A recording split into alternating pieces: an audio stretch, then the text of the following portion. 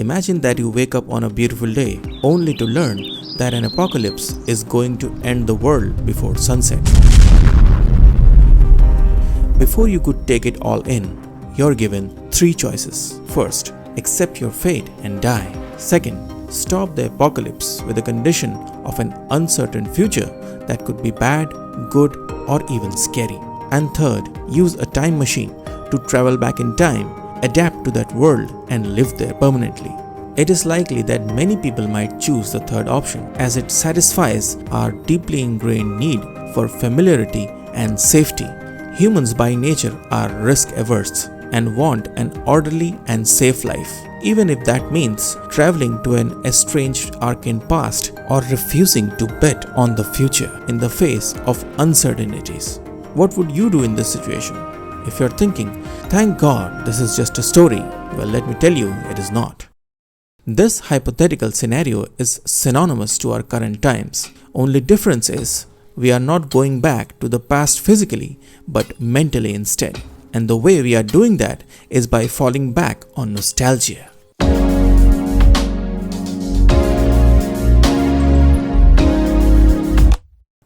Nostalgia is big in the current times. From TV shows to the staggering number of playlists, magazines, even clothing and theme parks, it is everywhere. We usually resort to nostalgia by remembering the positive memories when we are unhappy in our present time. Unlike our parents who would stumble upon a picture and experience only rare episodes of nostalgia, we are living in it and resorting to it every day, almost like a drug. Now, I know that nostalgia makes us happy and promotes mental well-being despite its inherent dual nature. But the question is, if being present and mindful is the desired state of being, then why are millennials and Gen Z resorting to the past through nostalgia? Yes, the future may seem gloomy, but our freedom to take action and anchor our minds in the present is still possible. Yet, we are choosing to do otherwise. Why? Are we seeking happy moments and positive emotions in the past because we have eroded the possibility of creating them in the present? Or have we been tricked through our intellect and ego into an algorithm-induced invisible dystopia without any defense except for our primal minds? With nearly infinite access to content, ideas and stimulation, we can immerse ourselves in highly specialized and engaging material at any time. This constant exposure raises the bar for what we consider interesting in everyday interactions. We idolize people we see online and start having the same expectation from ourselves as well as the people we meet. But those expectations often remain unfulfilled. Expecting people to be as good as someone you watch online is not right. It diminishes our ability to find the other person interesting because we have developed perfectionist tendency for ourselves as well as for others.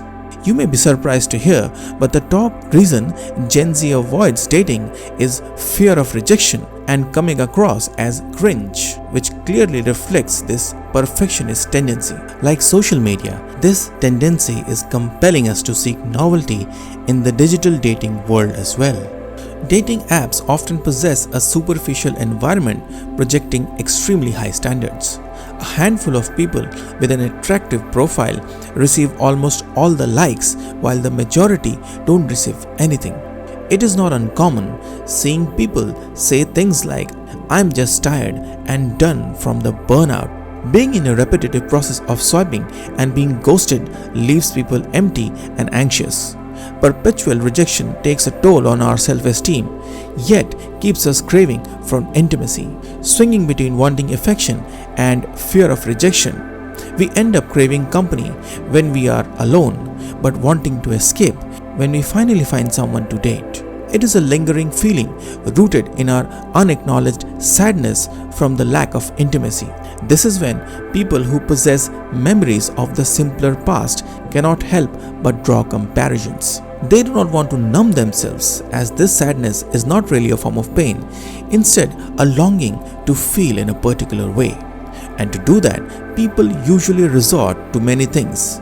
But music is by far stands out as one of the cheapest and easiest tool to get our hands on, and through music people finally arrive at nostalgia.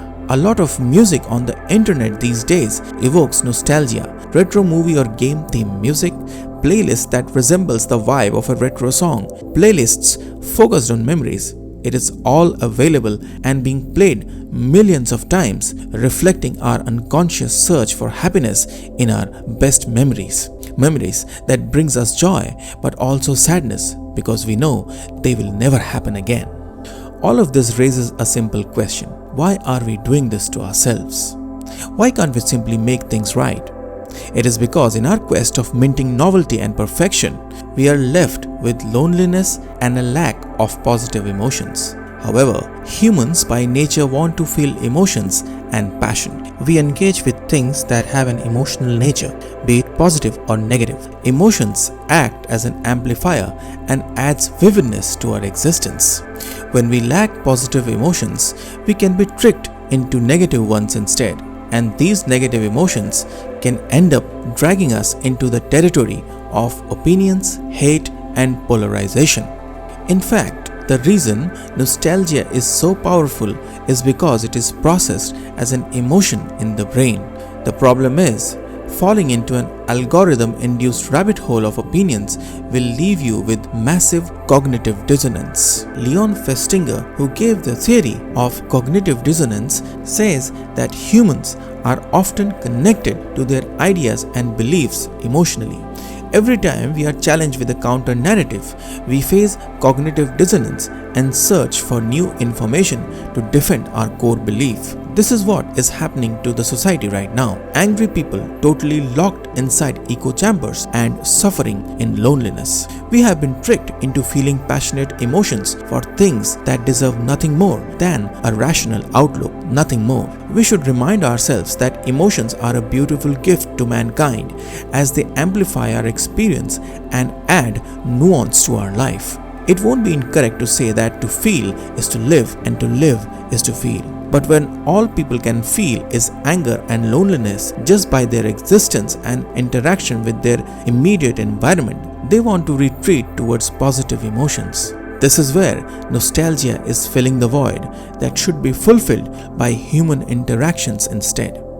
It is ironic that in the present day and age, man has to resort to nostalgia through a bunch of content to feel positive emotions, a lot of which are AI generated. To think that we created billions of lonely people by connecting them is nothing short of a tragedy. This begs the question, have we unconsciously or subconsciously accepted this rhythm as a new normal? I don't know. However, it seems like our primal mind is putting up a fight against this barrage of familiarity. If you thought social media is the only thing pushing us towards echo chambers and homogeneity, you are wrong. The music industry isn't far behind. They systematically analyze music and lyrics using algorithms and only approve the ones with a high probability of becoming a hit. The idea is simple. Push music that we apparently love for the record companies to make more profits. But it seems like our primal minds have already rejected this intellectual reasoning as we are listening to more old music these days. I think this has to do with the fact that music is processed largely by our primal brain, the same part responsible for processing emotions. It likes novelty, and novelty in music is expressed through variations and vividness. Scientists call it the violation of musical expectancy. When a bunch of variation or violations are done right, it stimulates our primal brain that in turn generates musical goosebumps or frisons. More is the violation, the more interesting the music feels, and more frisons it creates as an emotional response. This could be the reason a lot of people stop having frisons these days, as all music sounds the same. It does not come as a surprise that artists like The Weeknd and Dua Lipa are making a fortune by using 80s sounds that remind us of the good times, a nostalgic time when music had a lot of unpredictability and wildness to its construction. Looks like old music is wielding its power in a couple of ways in the current times. First, by having variations, and second, falling in the nostalgia basket. It seems like after witnessing the current homogenized world and comparing it with 20 to 30 years of their life, Gen Z and millennials have acknowledged the power of novelty in details and variations. Not only that, they are also associating it with a sense of comfort akin to the past, unlike today, a time when technology was crushing human barriers to create novelty and not homogeneity. It is ironic to think that on one side we are rejecting bad music that is devoid of vividness and positive emotional response, but accepting vicious political content with homogeneous narratives coming from echo chambers. Looks like our primal mind is quite a savior after all. It is closer to our inherent honesty, while our intellectual brain is closer to our ego. Perhaps nostalgia is attracting our attention to our simplistic tendency of associating primal with the bad and intellectual with the good. While comforting, it is also signaling that intellectual understanding or intellectualization by reducing feelings to mere numbers or checkboxes does not lead to emotional fulfillment. It leads to ego and misery instead. It is letting us know that the real currency is not about knowing something, but discovering it instead, be it a place, an idea, or a scientific concept, like being a part of something intimately, to see it happening and come together or even come apart, like being able to touch your music or read an analog clock, an experience that includes both primal as well as our intellectual minds. But it seems like we have moved on, from cookbooks to watching other people cook, from gadgets that we could twist and turn to unyielding slabs. It is like we lost our quest for discovering things and settled for a world where we technically own everything and yet got nothing to call our own. And the only way we cope is by intermittently looking back to the past without understanding our motives. Nostalgia isn't a bad thing. In fact, it is one of the best things we have available in the current times. Nostalgia is comforting us from the loneliness epidemic born out of our emotional misdirection. Perhaps this is why it is hard to get over nostalgia, as it has become a lone source of positivity in our current day and age. Hence, the only way to bring people back to the present is by recreating those positive emotions again. And that may not come from the gatekeepers of technology, but us.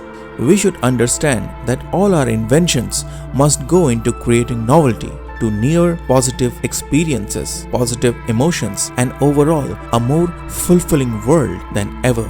A world where we can live in the present without having to resort to the past for seeking comfort. Please like, share, and subscribe if you loved the content.